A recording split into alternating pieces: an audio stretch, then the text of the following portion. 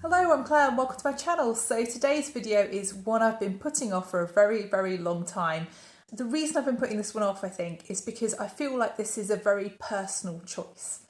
And a lot of my top 10 for life are things that are discontinued, hard to find, things that have been in my life for a long time and I really wouldn't want to be without. And that really is the idea of this video, I guess.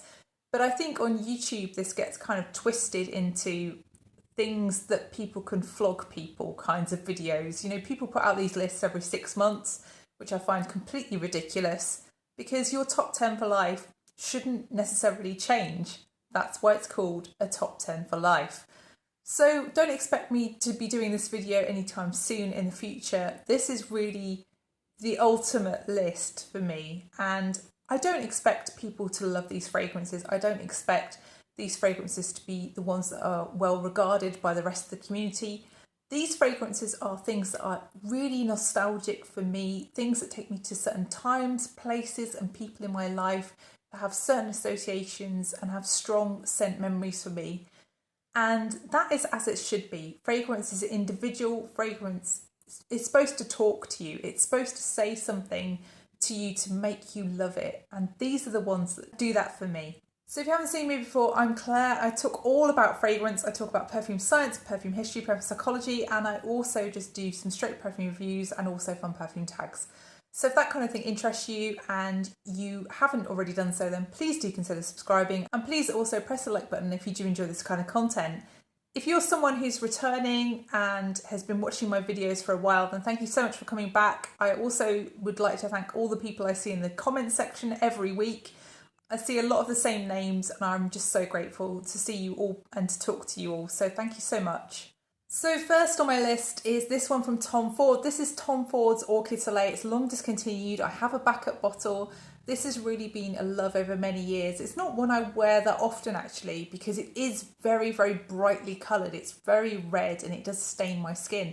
But I absolutely adore the smell of this. I quite often just take the top off this bottle and just inhale it because it's just deliciously creamy. So this fragrance is a solar floral fragrance with a really nice chestnutty vanilla cream dry down. But this is Tom Ford. They often open a little bit strangely, don't they, Tom Ford fragrances, especially the older ones I find. And this is no exception. So this one, to me, in the opening, smells slightly mothbally. It's got like a naphthalene kind of smell to it. And that makes me think of summers as a child when we'd be going to the beach and you'd go and get your towel ready to take to the beach. It's that smell of getting your towel out of the storage cupboard to take to the beach. We only lived about 20 miles away from the beach, so we'd go quite often at weekends. But also this fragrance has another nostalgic smell for me. It has the smell of hot grain harvested on a farm, warm from the sun. My dad was a farmer and my dad would always encourage me to help him out. I would always be in the shed with him. I'd always be watching the grain going up the auger into the storage bins, and this fragrance just has that nostalgic feeling of being on the farm with my dad, and that's why I love this one so much. So that's Orchid Soleil by Tom Ford. So the next fragrance is also one that takes me to childhood, and this one is Found at Dusk by Miller Harris. So this fragrance just instantly takes me to a game of hide and seek with my next door neighbour. We actually had a little kitchen garden on the farm, and we would often grow vegetables, we had fruit trees, and we also had lots of herbs in the garden. We also had quite a nice rose garden as well. But we would often play hide and seek in this garden because it had lots of little garden rooms and it was quite separated off and it was easy to find somewhere to hide. And I remember one time hiding in some blackcurrant bushes, the smell of the blackcurrant leaves and also the smell of the nearby tomato plants and also the mint leaves as well nearby. That all mingled together, and that is really the smell of this fragrance. Also in that garden there were some Leylandii trees, and that fragrance is also in the dry down of this perfume as well. And if you've ever smelt Leylandii trees, you will know the very distinctive kind of slightly piney kind of smell that you get from those. It is just a very evocative fragrance for me. It just does take me straight back to childhood, straight back to those summers. But it also has that kind of feeling of heavy air. When it's about to rain, when you're going to get a thunderstorm, Often with British summer times, you know you're only a few hours from a thunderstorm and you have that sense of humidity, that sense of heavy air for hours on end until finally at the end of the day you get the thunderstorm and everything freshens up. And that smell, that feeling is somehow in this fragrance for me. I just think this one is just so good for taking me straight back to childhood. And that's why I love this one. So that's Found at Dusk by Miller Harris. So this next fragrance is a representation of love for me. And this is a fragrance that I was first bought by my now husband when I was in my mid-20s, and it became my signature fragrance. So this one is Lola by Marc Jacobs, and this fragrance, I find it really difficult to describe because I've worn it so much over so many years that it's kind of just become part of me. I just don't tend to even think about how it smells. I never overanalyzed it before I was on YouTube, and actually analysing it now, I realise that this fragrance is perhaps not in the best condition. I feel like it's lost its top notes. The grapefruit has somewhat gone. It's definitely getting that slight celery twang to it now because it's quite an old fragrance, and I think it is declining in its quality. But originally it was a very bright feeling grapefruit fragrance in the opening, and then it dried down into this sweet but also slightly peppery feeling rose. But it was a very bright, almost purple feeling rose to me. Very slightly powdery, but really not a powdery fragrance in the main. Quite warm and just very enveloping, very rich, almost a velvety style of rose. I just love this one. It takes me to my 20s. It takes me to that time of being in love and feeling loved, and I think that's just a feeling that we all hunger for, isn't it? That's something we always want to go back to, that moment of knowing that you found your one, basically. So that's Lola by Marc Jacobs. So the next fragrance is one you may think, hang on a minute, Claire, this one's actually still on the market. What on earth are you doing talking about this fragrance? Well, I have a vintage version of this fragrance, and I decluttered my current formulation bottle of this fragrance a few years ago. I'm sure they've probably reformulated it again since then, but basically I just like the very old version of this fragrance. So this one is Alien. So this bottle is not even an old bottle. This is a 2018 bottle, but I just like the way this one smells far better than the current formulation. I have also 2 other much older bottles, and I tend to use my oldest bottle actually, but that one is something I have to decant into a spray bottle. So I haven't represented that one in this video because you wouldn't know what it was unless you saw the colour and realised that it was bright red. And if you know, you know, the old Alien is bright red. So this fragrance in the vintage formulation is totally different to me to the modern formulation. It's got a really bright menthol feeling, luminous, almost kind of solar feeling jasmine. It's just so bright, so luminous. And it also has this really kind of lovely musky dry down, really addictively dark. And it also has this very slight pepperiness that's really the only tell that there could be cashmere in here. Cashmere is something that I think has been massively overused in more modern times, and it's something I smell more and more of. It's that really dense feeling powderiness. It's almost cloying. It's almost powdery, but there isn't any gaps in between the powder particles, if that's the best way I can describe it. I've even heard John at Scented Snowdrops describe cashmere as having a freshly ironed sock forced down your throat. And I get what he means. The modern cashmere, the way it's used, the way it's overdosed, is really off-putting sometimes.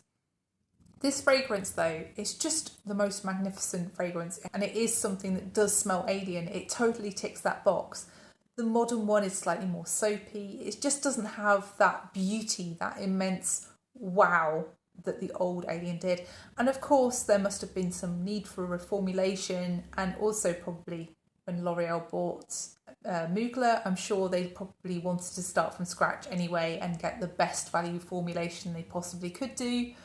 But for me, the old one's where it's at, and I just love this because it's technically beautiful. It's something that I think is just such a simple idea, but just so well executed. And I know so many people just hate on Alien these days, but honestly, I think if they could go back and smell the original version, they would be wowed. So this is Alien by Thierry Mugler.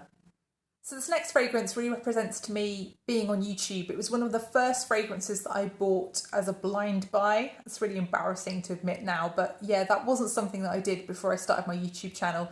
And it's something that I'm really trying to avoid doing now. I wouldn't advise blind buying, but this one was just part of that excitement, part of that initial rush when you're in that stage of perfume collecting where you're just wanting to try and experiment with everything that you hear talked about on YouTube. This one just piqued my interest, and it was really a very wise choice because I still love it all these years later. And I do have backups of this one. So this one is Guerlain's La Petite Robe Noire Black Perfecto. This really is just a perfect representation of everything I love. And it just makes me think of just going out, you know, wearing some black boots with a black coat on in the middle of winter. It just totally is me at that time in my life. And it is still me now. If I could choose one fragrance to be my signature fragrance, it would still be this one all these years later. So this is just the most gorgeous leather, cherry, licorice and musk combination fragrance. Of course, the La Petite Robe Noire line is based around tea, almond and cherry, isn't it? But the addition of the leather here just makes this onto an entirely different level. I'm very, very picky with leather. And this is just the perfect black leather for me. But it has that lovely powdery rose, the addictive cherry, and also the gorgeous licorice here, alongside that fantastic dark muskiness as well in the dry down. This is something that I think will stay with me long into my 40s. So that's La Petite Robe Noire Black Perfecto. So the next fragrance, I remember when I first smelt this, I thought, wow, this is the most beautiful thing I've ever smelt. And actually this fragrance, when you actually do break it down, it's quite a simple one, but it just really works. It's just so elegant. This is Balenciaga Paris. So Balenciaga, I think, had some kind of obsession with a note of carnation at the time they were making fragrances. And this one again has carnation, just like a few others from their collection. And I think that's what makes it so different, what makes it stand out nowadays, because you don't often smell carnation in designer fragrances. It's just out of fashion. And this fragrance is violet and violet leaf, but it's more of an austere kind of violet. It's not quite so sweet and loud like things like Insolence by Guerlain. This is definitely more something you would wear to a wedding. It's got a real elegant feel to it. I was reading some reviews of this fragrance on Fragrantica, and I thought one person just completely nailed this fragrance. They said, this fragrance smells like a femme fatale with a library card. And I thought to myself, is this why I like this? I'm someone who does have a library card, so maybe that's why this one ticks my box. So yeah, Balenciaga Paris, definitely a love at first sniff for me.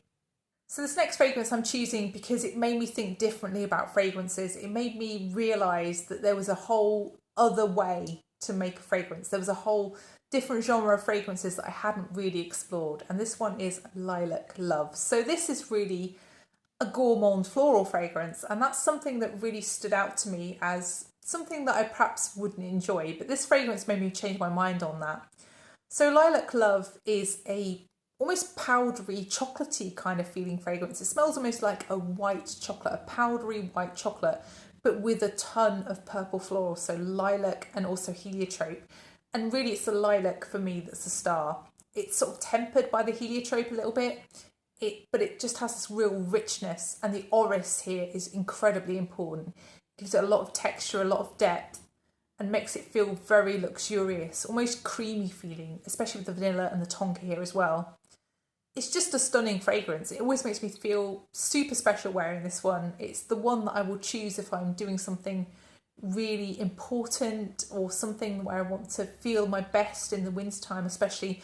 I know people tend to wear Lilac Love in the springtime, but I really feel like this one shines in the winter. So yeah, Lilac Love, just incredibly special. It's probably my most expensive fragrance in my collection, and I don't regret it. I just love this one. And yeah, I'm hoping this one will be in my collection for a long, long time. So that's Amouage's Lilac Love. So the next fragrance, if you know me, there has to be a suede in here. And this is my favourite suede fragrance. Sadly, again, long discontinued. But this one is Bottega Veneta by Bottega Veneta. I have already gone through one partial bottle of this. This is my second partial bottle. It's incredibly strong, incredibly long lasting. So this is something that will last me a long time, thankfully.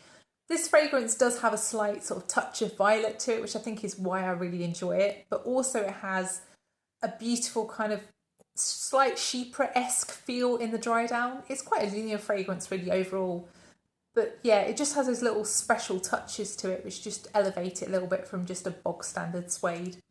I do really love this one, and if it was widely available I would definitely buy another bottle. So that's Bottega Veneta by Bottega Veneta. So this next fragrance I think stands out as a complete oddity in my collection. It's something on paper I really shouldn't love, but I really do. So this one is Kenzo World, and I bought this at a time in my life where I was feeling a bit confused. I was really seeking clarity, and it's really odd to me that this fragrance makes me think of crystals. It makes me think of something completely clear, something almost like quartz. It's got a real kind of brightness to it, a lightness to it, but it's also very synthetic. It's something that doesn't smell natural. It doesn't smell of this planet. It does have, you know, a fruitiness. It does have some floral notes, but there's something about those floral notes and that fruitiness that doesn't make them distinctively anything in particular.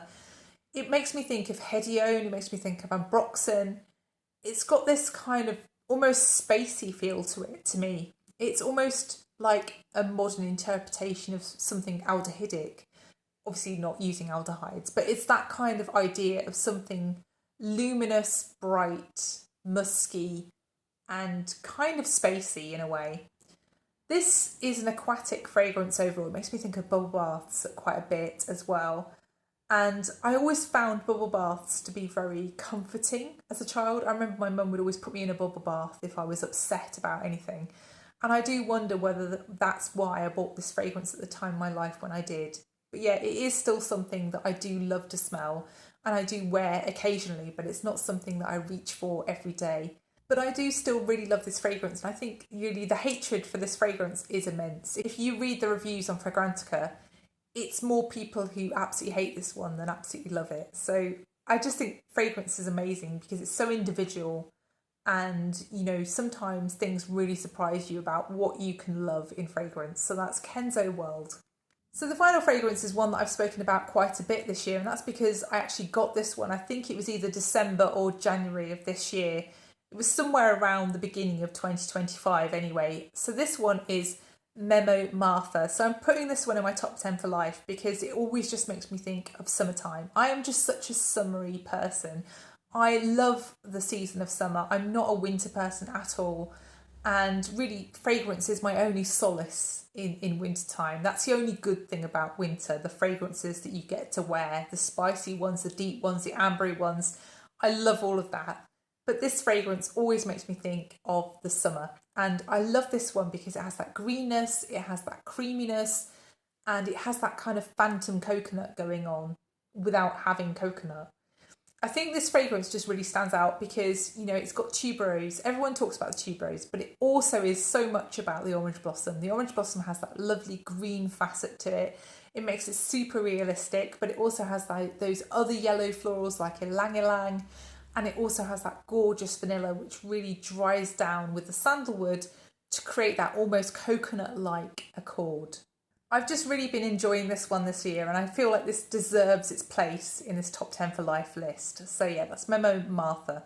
So that's the final fragrance in this video. I hope you've enjoyed it. If you have enjoyed it, then please do press the like button, and please also consider subscribing if you haven't done already. And please let me know which fragrances are in your own top 10 for life lists. I'd love to know which fragrances you think will be with you in 10 years' time. Thank you so much for watching, and I'll see you in the next one. Bye.